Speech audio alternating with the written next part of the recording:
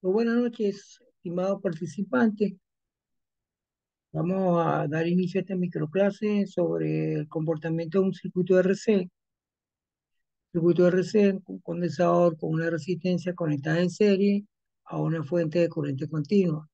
Si nosotros utilizamos la ley de Kirchhoff, vemos que el voltaje menos la caída de potencial que hay en la resistencia menos el voltaje que hay en el condensador es igual a cero. Esta expresión la reorganizo y tengo R por E más B por C igual a B. Pero esta expresión no nos dice gran cosa. Entonces yo necesito escribirlo en función porque aquí tengo una variable que es I y una variable que es DC. Entonces, por definición de la capacidad, por definición de capacidad, tengo que la capacidad de carga por unidad de voltaje, y aquí despejo el valor de Q, y tengo esta expresión, y la corriente por definición del circuito sería cómo varía la carga en el tiempo. Si sustituyo el valor de Q, obtengo la expresión 2 que sería la corriente C de B de T. Eso lo sustituyo en la ecuación 1, y ahora sí me queda una ecuación que vamos a llamar una ecuación diferencial de primer orden. Una ecuación diferencial de primer orden, ya que el orden de la derivada es 1, que se dice que es no homogénea porque el lado derecho es distinto de cero. Pero este tipo de ecuaciones, ustedes ya quizás han visto, han aprendido en un curso de matemáticas 4, y en caso de que lo estén cursando ahorita, pues ya deberían de conocer ese tipo de ecuaciones. Yo voy a dividir la ecuación entre RC. Vamos a ver después más adelantico qué es lo que significa ese término de RC. Si yo divido entre RC, me queda esta expresión que tengo yo ahí, que la llamamos expresión número 3. Esa expresión número 3, entonces la ecuación diferencial en función del voltaje, tengo la derivada del voltaje, que es lo que justamente yo desconozco, y en eso consiste, pues digamos, resolver una ecuación diferencial. Hay varias técnicas para resolver estas ecuaciones diferenciales. Yo voy a mencionar una de ellas. En el texto del curso hacen otra técnica, o sea, tienen dos técnicas diferentes para resolver la misma. En esta técnica que le estoy comentando ahora, hacemos igual a cero el término derecho, es decir, buscamos la solución de la ecuación homogénea. La solución de la ecuación homogénea se resuelve de manera muy sencilla porque tenemos que eh, separar las variables. La técnica se llama separación de variables, o sea, pera con pera, manzana con manzana. Aquí tenemos aquí la expresión, divido entre b ambos miembros de la ecuación y obtengo esto, y este de t lo coloqué para acá multiplicando y obtengo en un lado de la expresión los términos en voltaje y en el otro lado el término del tiempo. Integro ambos miembros de la expresión, me va a quedar la integración de dB de t, que es un neperiano, y esta integral que es inmediata, que es la integral de t. Aquí lo tenemos, aquí, eh, aquí lo tenemos, el neperiano de b, que sería esta integral, T menos RC y una constante de integración. Ahora, fíjense lo que hemos hecho. La constante es una constante y el neperiano de ajá también es una constante. Se usa este artificio para utilizar las propiedades de los logaritmos. Si yo escribo neperiano de A, lo paso de todo el lado izquierdo, me queda neperiano de B menos neperiano de A igual a este término que tengo acá. Esto por la propiedad de los neperianos, repito, es igual al cociente. ¿Mm? Y esto es igual a menos T por RC. Y aquí despejo el valor de B. Despejar el valor de B en este neperiano es usar la función inversa del neperiano, que es la función exponencial. Entonces aquí tengo B sobre A, E a la menos T sobre RC, la función exponencial. De aquí despejo el valor de B y colocamos B de t porque ahora vemos que es una función que depende del tiempo exponencialmente. Es decir, el voltaje decrece porque es una función decreciente en el tiempo. Esto se traduce físicamente en lo siguiente. Si el condensador estaba previamente cargado y yo desconecto la fuente, él va a descargarse a través de la resistencia. Entonces, ¿cómo es el voltaje? Bueno, va a descargarse exponencialmente y va a comenzar a decaer en el tiempo hasta obtener valor cero. Eh, Esto es el caso de la solución homogénea. Ahora bien, la novedad de esto, como está aquí escrito, es que eh, estamos estudiando ya un voltaje que va a depender del tiempo. O sea, no como en casos anteriores, que el voltaje no dependía del tiempo, según la ley de Ohm. Esto es un voltaje que va a depender del tiempo, tiene una dependencia del tiempo, no es lineal, por cierto, una dependencia exponencial.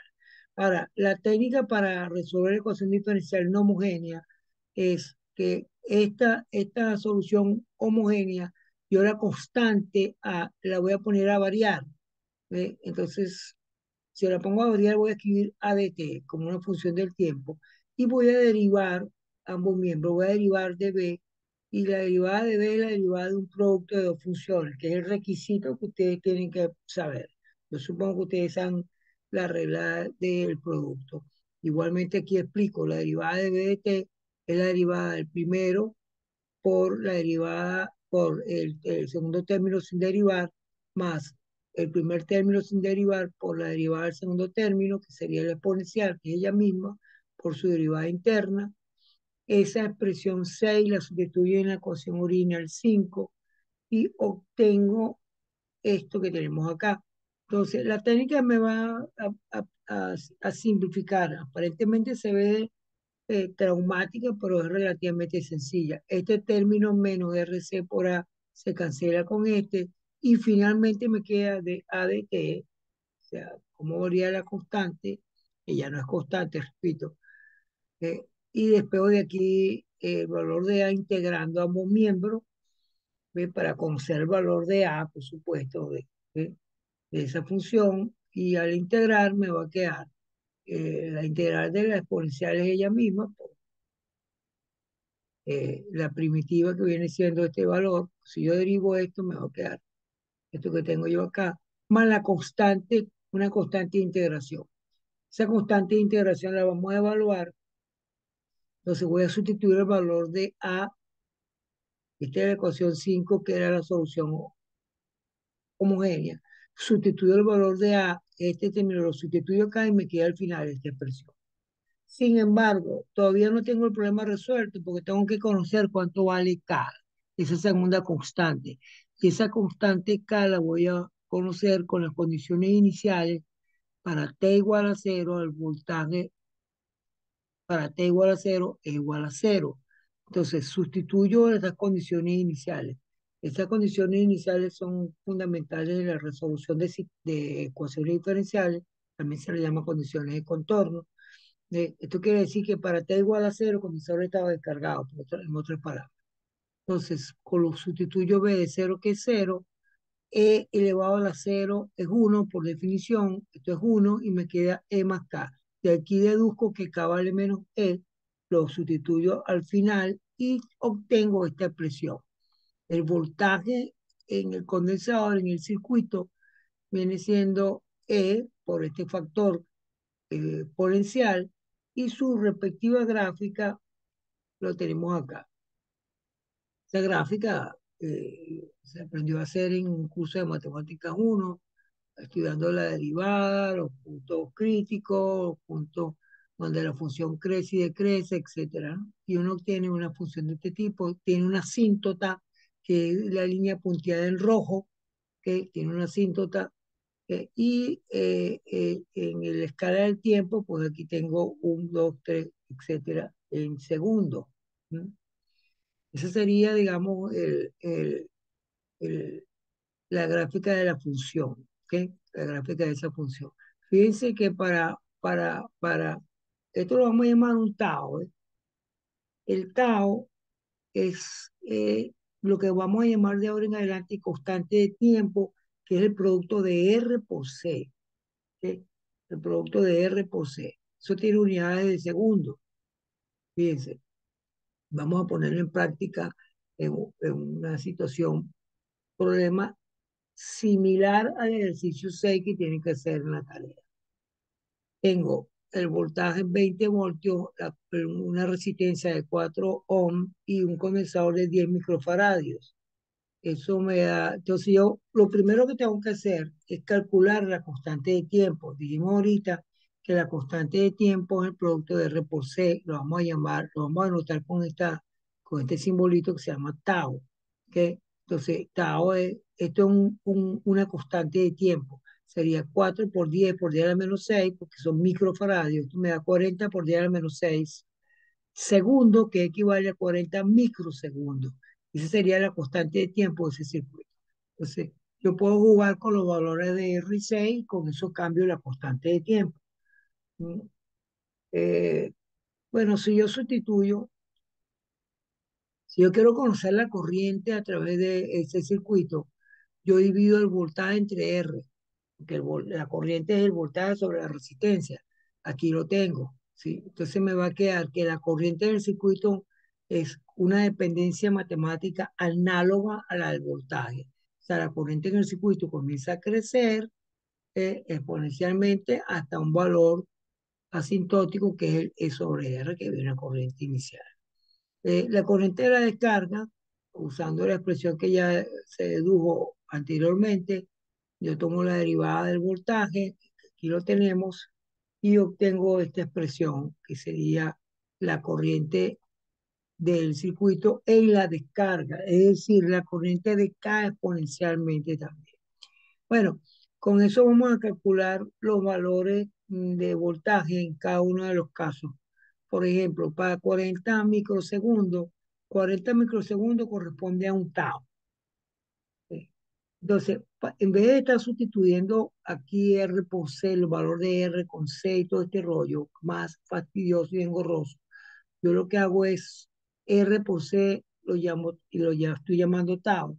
Y un tau sería tau.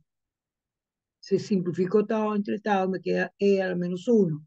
Con una calculadora científica resuelvo este calculito y eso me da 12,64 voltios. Es decir, con un tau, es decir, a los 40 microsegundos, el condensador se ha cargado 12,64 voltios. Para 2 tau. 2 tau, ¿qué significa? 40 por 2, es decir, 80 microsegundos. Yo sustituyo entonces y finalmente me va a quedar E a la menos 2. Repito, no tengo que estar escribiendo R por C, los valores de por C, sino en función de tau. Esto me va a dar 17,3 voltios, es decir, 2 tau, o sea, 80 microsegundos, el voltaje ha crecido hasta 17,3.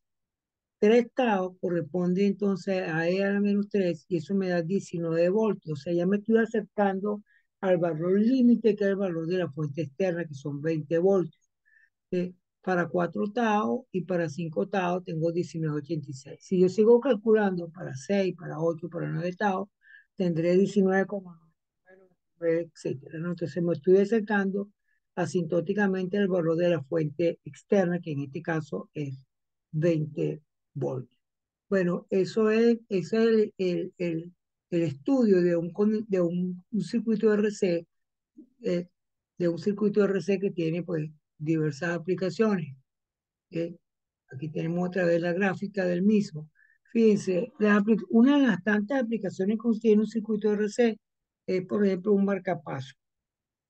Una persona requiere un marcapaso cuando tiene baja frecuencia cardíaca, es decir, tiene bradicardia. El corazón tiene un nodo, sí, se llama nodo sinusal, que es el marcapaso natural, que es equivalente a tener un circuito RC.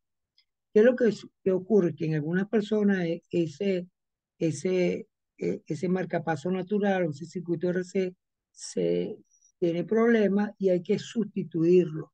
Entonces, el estudio y análisis de circuito transitorio permitió pues, a ingenieros diseñar un elemento que se llama marcapaso, que vulgarmente es un circuito RC. Entonces, el circuito RC eh, su constante de tiempo, que ya dimos ahorita RC, se ajusta de tal manera que se ajuste a la frecuencia cardíaca de la persona en cuestión que tiene la situación problema. Entonces se instala ahora con nuevas tecnologías es un chip demasiado pequeñito que no hace falta ni cirugía ni nada por el estilo para colocarlo.